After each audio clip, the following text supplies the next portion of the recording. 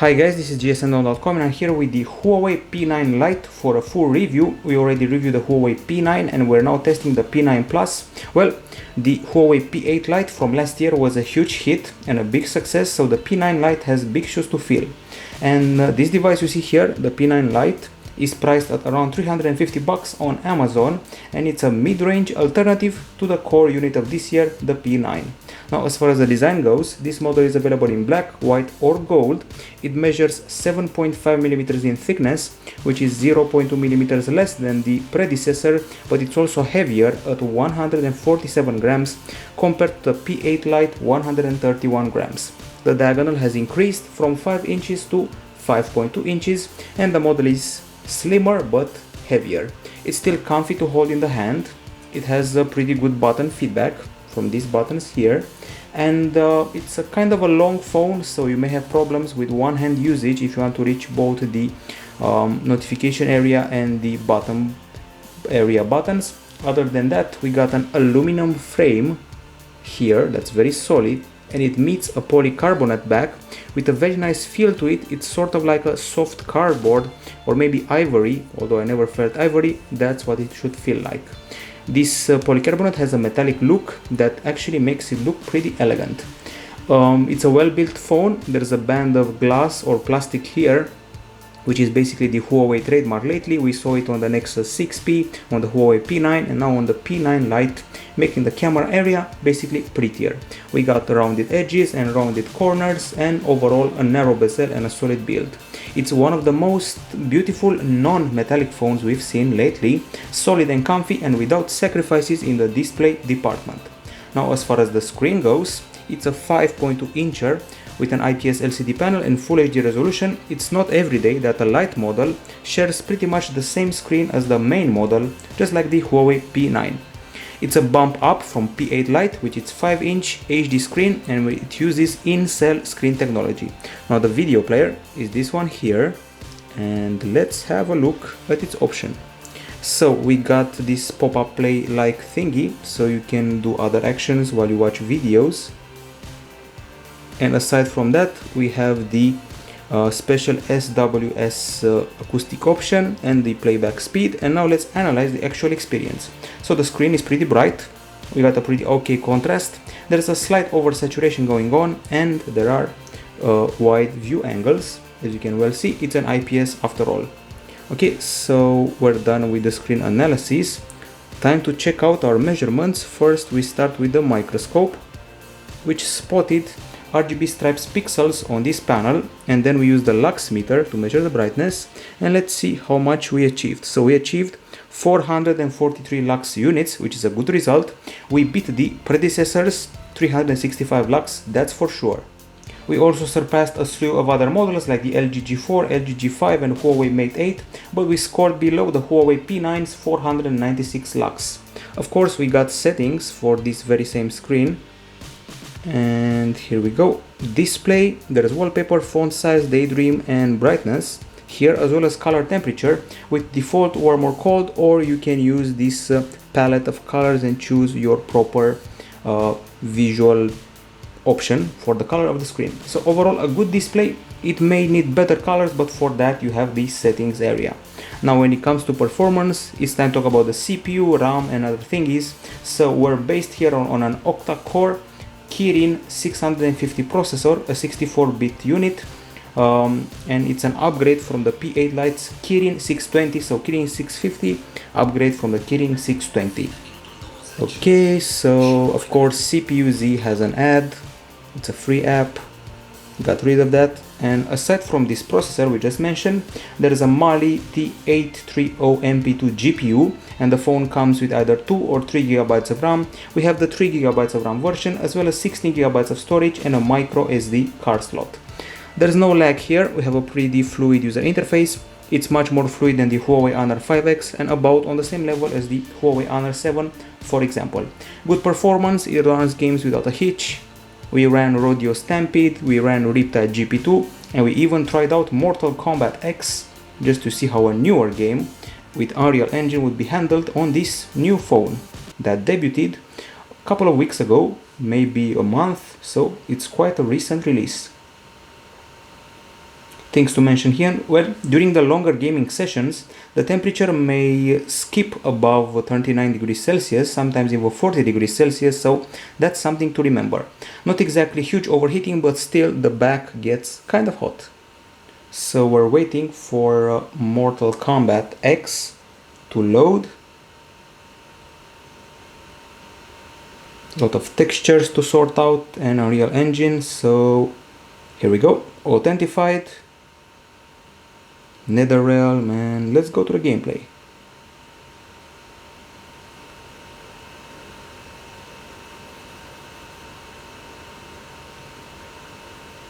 Don't worry, this takes long on any device nowadays. It's the first combat, basically the start sequence. We played it once, but apparently once is never enough. The textures are okay, there's no frame drop, and let's have some fighting.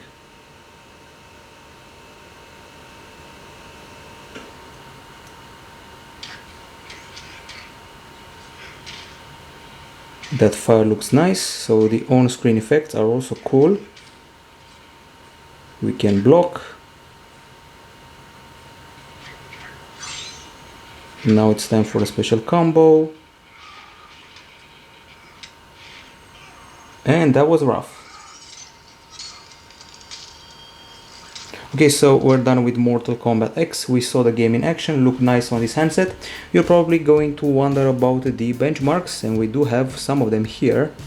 This is the screenshot area, and we ran the usual suspects, including Antutu and Quadrant and all that. And for example, in Quadrant, we're at the same level as the Huawei Mate S, which is not bad, while in Antutu 6, we were past the Huawei Honor 7 and the Galaxy A5 2016, while in the 3D aspect of this benchmark, we beat the HTC One A9. In 3D Mark, we were at the level of the LTV One S and we beat the Huawei Mate S yet again, and in Geekbench 3, we beat the HTC One M9 even, which is a pretty good achievement and performance. Now, I talked before about the slight overheating. We reached 38.3 degrees Celsius after the benchmark GFX bench, which is okay, but after playing the game Riptide GP2, 40.7 degrees, and when playing for a longer time, I'm sure you'll jump past 42 degrees Celsius, so a bit of overheating is going on here, nothing huge, but still something to mention. Now when it comes to the battery, there's a 3000 mAh unit inside the Huawei P9 Lite, quite the upgrade from the P8 Lite's 2200 mAh. It's the same capacity as the P9, and that's something to remember. Now let's see how this phone handled our complicated and interesting battery tests. So looking for those. Lots of screenshots here, easy to get lost.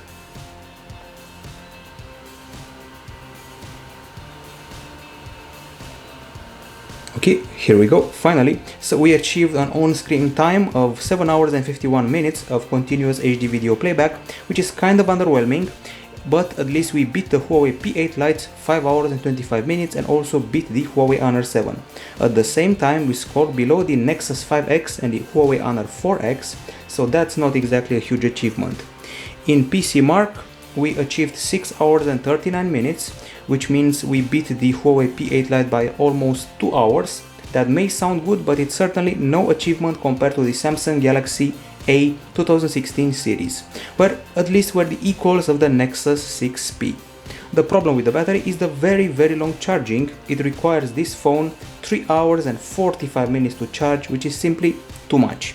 The P8 Lite had it better at 2 hours and 41 minutes.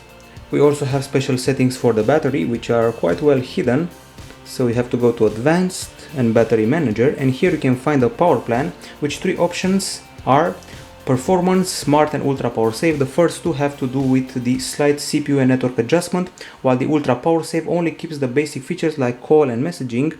Other functionality were Power Intensive Prompt, Wi-Fi on during sleep, protective apps, power usage firewall, and finally Optimize, which scans for issue, and it's quite useful.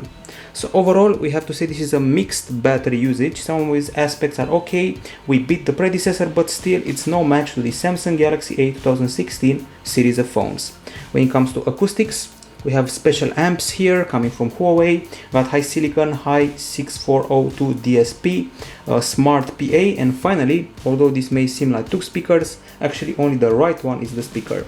We have SWS technology and the typical EMUI player, which is this one, very minimalistic and obviously and sadly without an equalizer.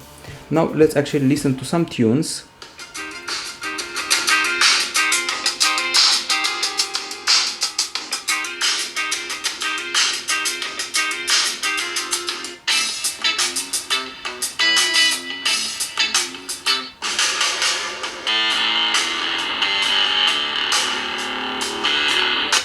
Okay, now conclusions. We get a great sound and great voice. The instruments are nicely rendered, good bass plus a loud and clear experience, and there's no distortions. Overall, solid acoustics.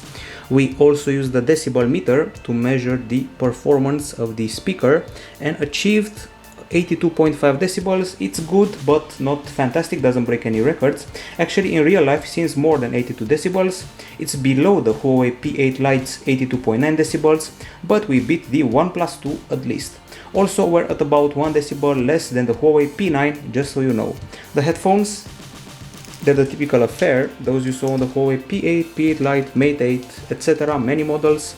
Basically imitation of the Apple EarPods. They're kind of big for the average ear. We also have a pretty big remote here. The wire tends to tangle, and the only good news is that once you can insert them, you can activate a special option, actually a bunch of options here. Go to the shortcuts, we got recommended apps with headphones, headset is plugged in, and you can use that SWS special option. Now when it comes to the actual listening experience, they're loud, clear, have a good bass, and provide a nice sound isolation so you won't hear anything around you. We also have FM radio, which takes a while to find the stations but has a nice looking interface. Okay, so good acoustics in the end, nothing really major to object here, and the performance is pretty good, although we do not beat the predecessor by much. Time to discuss about the cameras. Unlike the P9 and the P9 Plus, the Huawei P9 Lite has a singular camera, not a dual one. It's placed at the back. 13 megapixel shooter with a Sony IMX214 sensor, f2.0 aperture, and a big LED flash. It also comes with a front shooter, 8 megapixels and f2.0 aperture, plus a screen flash. Basically the screen will light up a lot and serve as flash. Now let's fire up the camera UI. As you can see, the app does not start up very fast, and we got this Rubik cube here. The interface is typical, basically a combo of the last year P8 and P8 Lite interface combined with the new approach from the P9 but with different iconography. And the options include beauty video, panorama, time-lapse. We got pro photo and pro video, we got watermark, night shot, light painting. So most of the classics from Huawei phones are here. All focus, document scan, there's video, HDR, there's good food as well, slow motion and audio note, all of them are here. And that's the core of the capture modes. We got the effects here, the flash options, and then if you swipe down you can gain access to the resolution, camera grid, audio control, capture smiles, object tracking, ultra snapshot, and image adjustments like those ones here. If you tap the video section, you get new options like the video resolution going up to full HD. We got stabilizer, digital of course, and object tracking. Now the actual camera usage. The focusing is quite fast, as you can well see, also fast picture taking, and the zoom is quite fluid, and also recommends that you steady the camera for improved results. So those are basically all the options. Of course you have extra ones for selfie, like that special bar with beauty mode. And now it's time to go to the gallery and see the shots we've taken.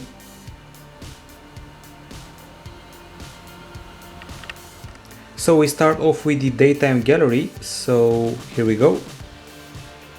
So these shots were taken on a very sunny June day, and we started off with some shots in the shade on a moving train, and we were a bit underwhelmed at first sight. Then we got outside and things started to look better. We have this very nice close-up here with a lot of detail for this flower, and aside from close-ups we also have landscapes with excellent level of detail. Then we took some shots of monuments with great texture, several more flower close-ups, and I was happy to see that all the colors were well calibrated and realistic. And once again, we caught monuments with excellent texture, and in landscape shots you can zoom in all you want and the details will keep being good. Okay, even more captures here, and this is where the good food mode came into play. Shots of pasta that jump out from the frame to you. That's what good food achieves. Okay, now we then tested the zoom in, so a regular shot, zoom in level 1, and the last level of zoom in with some detail loss still registered. In spite of taking so many shots, actually over 100 of them, we didn't achieve any blurred shots, so that's nice. Clarity was good, so was exposure, and the panorama was quite good with a resolution of 16704 over 2752. It's not very curved, it's clear, and it's pretty wide. Other than that, good colors, good texture, but once again the zoom in is not very impressive, and the selfies were actually kind of nice. I have to say that the selfies were better than some of the Huawei Honor phones, actually most of them, and they reminded me of the quality achieved by the selfies with the Huawei P9 and the P8. We also did some focus play, since we have the all focus feature, and this is it. You can focus on this flower or on this one, so that's what all focus is all about.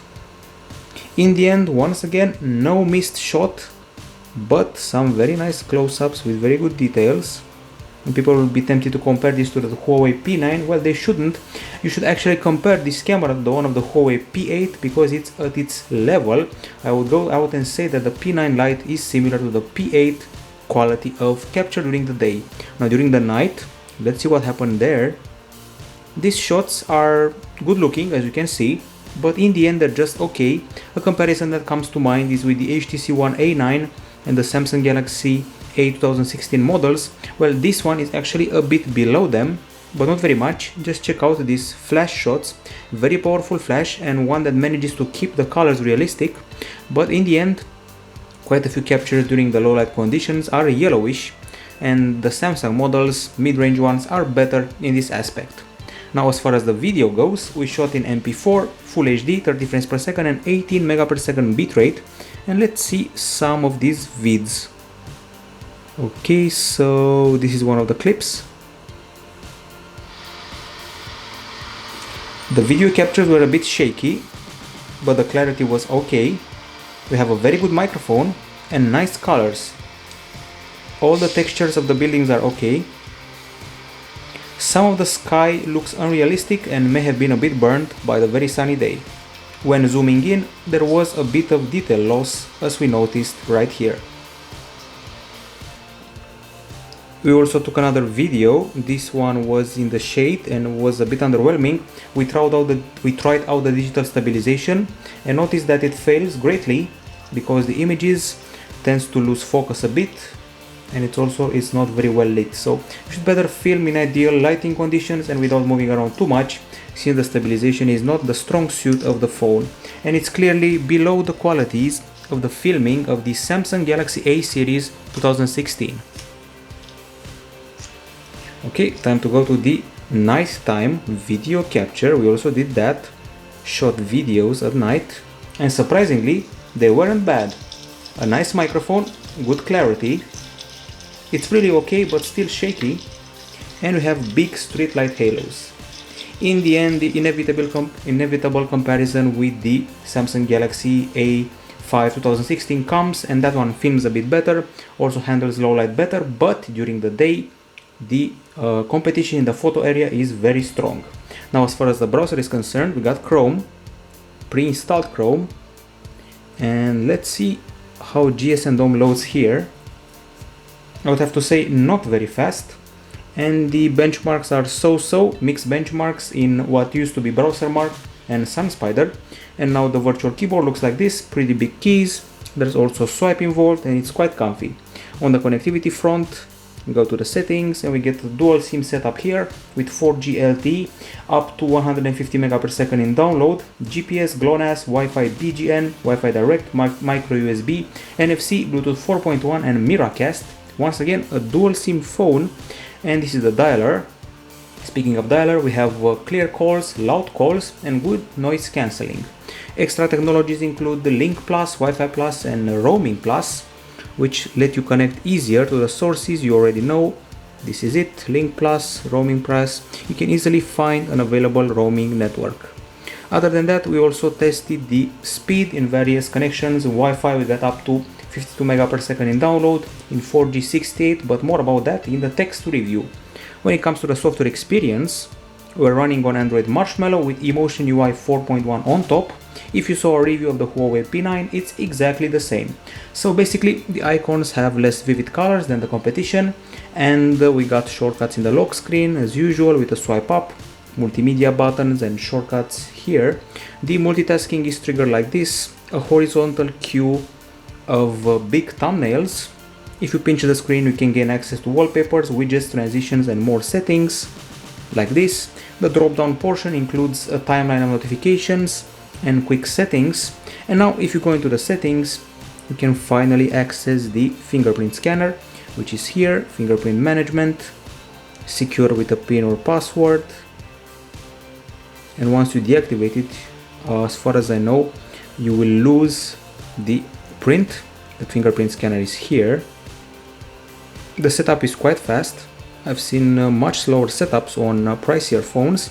We already got it, and now let's see how fast we can unlock the screen. You don't have to pre-unlock it, you just put your finger here and it's done.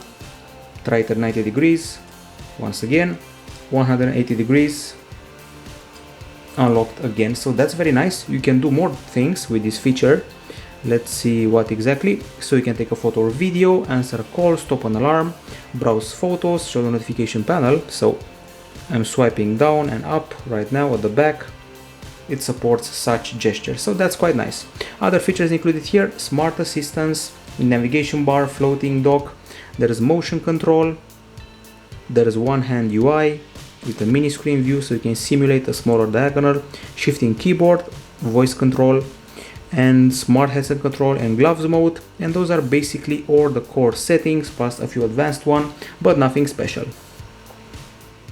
Now, as far as the pre-installed apps are concerned, as you can see, there is no app drawer here, or the apps are on the home screens. We counted all of them. We found 49 apps, which equates to bloatware. Things to mention here: we got themes, which you can customize, and probably the most useful app is Phone Manager, letting you do some system optimization, traffic manager and harassment filter. Then there's clock, files, a bunch of tools, including a recorder, torch and weather, and a few apps for productivity and Shazam, Booking.com, and some news apps. Okay, we're done. This is the Huawei P9 Lite, a phone that was launched a few weeks ago. We reviewed here at gsm.com, and now it's time for the verdict. On the pro side, it has a nice design for a glass and plastic phone, a metal and plastic phone. So nice design, good price, especially for a phone that just debuted, 350 bucks. The screen surpasses the predecessor, that's for sure. Good performance, nice acoustics, very good pictures during the daytime, and the video is above the P8 Lite, I mean the video capture. And finally, a solid fingerprint scanner, which is also an extra from the predecessor. Those are the pros. Now on the cons side, the fact that the device gets a bit hot in games may be a problem in long gaming sessions. The charging is huge, battery could be a smidge better. There is bloatware on board, and if you zoom into pictures or videos, there's some quality loss. There's also some stabilization problems when filming, and that's pretty much it. Now it's time for the conclusion. The Huawei P9 Lite is a good continuation for the hit that was Huawei P8 Lite. It's a great follow-up. It will surely sell a great number of units, that's for sure, and the main upgrades from the predecessor are the battery, display and camera. It's still not a Galaxy A5016 solid rival, because it's in another category, so to say. It's basically like the P9 had a little brother, while the Galaxy A5 2016 wants to be a Galaxy S6 replacement. So this one is able to fight on equal terms with the Galaxy A5 2016 in the camera area, but not in the battery and screen area. If you remove that from your mind, it remains a solid mid-range phone and an alternative to the Huawei P9 if you just don't care about the dual camera. This is it from gsm.com. This was the review of the Huawei P9 Lite, a pretty solid mid-ranger, and I would certainly buy this over the HTC One A9, for example. Bye bye.